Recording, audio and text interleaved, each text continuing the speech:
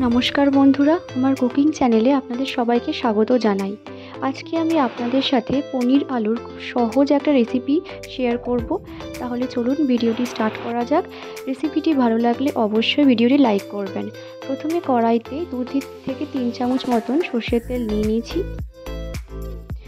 এরপর তেলটা একটু গরম হলে তার মধ্যে একটুখানি নুন আর একটুখানি হলুদ গুঁড়ো দিয়ে দিলাম। পনিরটাকে আমি এইভাবে ডাইস মতন করে কেটে রেখেছি। এবারে পনিরের টুকরোগুলোকে একটা একটা করে দিয়ে দিচ্ছি কড়াইতে। একটু হালকা করে ফ্রাই করে নেব। খুব বেশি ফ্রাই করব না, তাহলে কিন্তু পনিরটা শক্ত হয়ে যাবে। একটু হালকা ফ্রাই করব। এক এক করে সব পনিরগুলো দিয়ে দিচ্ছি আর ভেজে নিচ্ছি।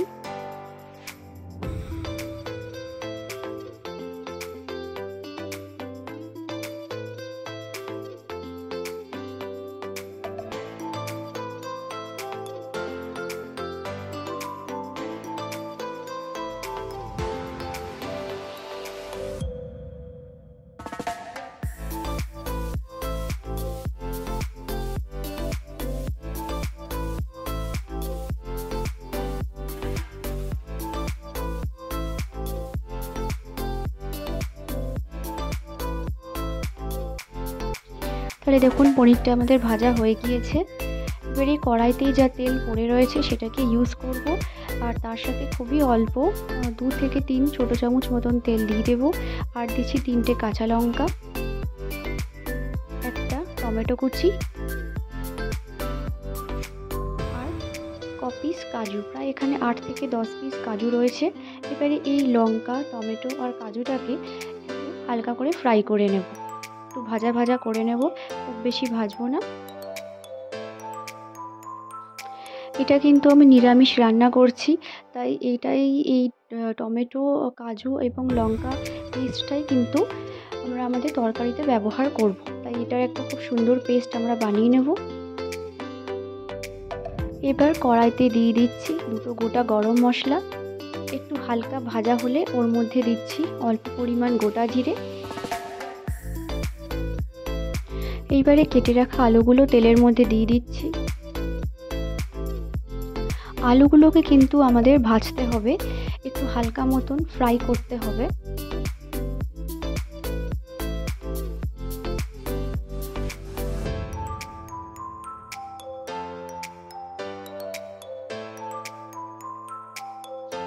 আলুগুলো একটু ভাজা ভাজা হলে এবারে এর মধ্যে আমরা স্বাদ মতো নুন দিয়ে দিচ্ছি।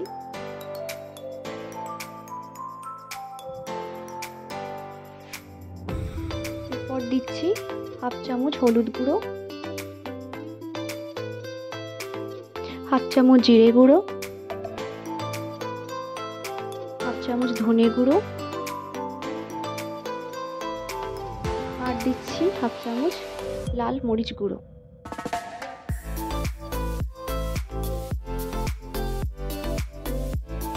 এবারে সব মশলাগুলোকে খুব ভালোভাবে আলুর সাথে মিশিয়ে নেব আর একটু ভাজা ভাজা করে নেব।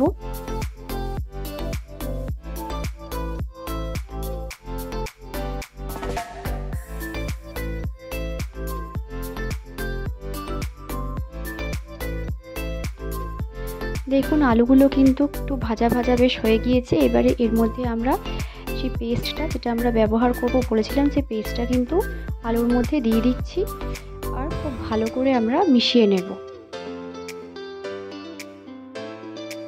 এইভাবে কিন্তু নিরামিষ আলু পনির খুব সহজেই করা যায়, আর টেস্ট কিন্তু এর খুবই অসাধারণ হয়। তাই যারা নিরামিষভাবে আলু পনির করতে চাও নিরামিষের দিনে বা এমনিও করতে চাও, তাই এইভাবে কিন্তু তোমরা করতে পারো। এবারে মশলাটাকে খুব ভালোভাবে মিশিয়ে নেব আর এটা একটু ভাজা ভাজা করে নেব। মশলাটা কিন্তু না ভাজলে টেস্টটা কিন্তু আসবে না, কালারটাও আসবে না। তো এটাকে ভাজা ভাজা করে নেব। একটু ওই মিক্সারে বাটিতে যে জলটা ছিল সেই জলটাই কিন্তু দিয়ে দিচ্ছি, যাতে একটু ভালো করে ফ্রাই হয়ে যায়। আলুটাকে কিন্তু খুব ভালো করে কষাতে হবে, না হলে টেস্ট কিন্তু আসবে না। তাই এখানে কিন্তু দেখো খুব ভালো করে আমি আলুটাকে কষিয়ে নিচ্ছি। আলু আর মশলা কিন্তু আমাদের ভাজা প্রায় হয়ে গিয়েছে। এবারে এর মধ্যে আমরা হাফ গ্লাস মতন জল দিয়ে দিচ্ছি। এবারে খুব ভালো করে নাড়িয়ে নেব।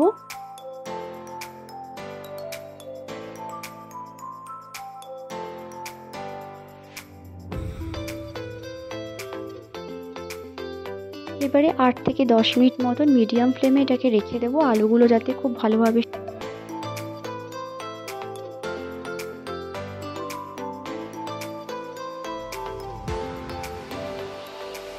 আলু এখানে প্রায় আমাদের সেদ্ধ হয়ে গিয়েছে। তাই আলু যখন প্রায় 80% মতন সেদ্ধ হয়ে যাবে তখন ভেজে রাখা পনিরগুলো এর মধ্যে দিয়ে দিচ্ছি।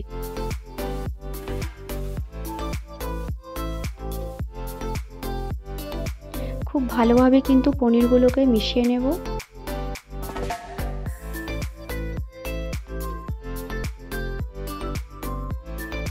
এরপর প্রায় 2 থেকে 3 মিনিট মতন এটাকে একটু আরও রান্না করব, যাতে পনিরটা খুব ভালোভাবে মশলার সাথে মিশে যায়।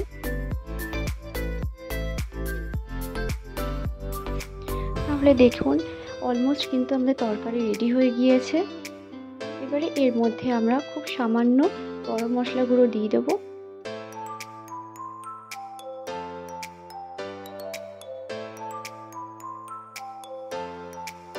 এক মিনিট মতন তরকারিটাকে একটু গ্যাসে রেখে দেবো, যাতে গরম মশলার কাঁচা গন্ধটা না আসে, খুব সুন্দরভাবে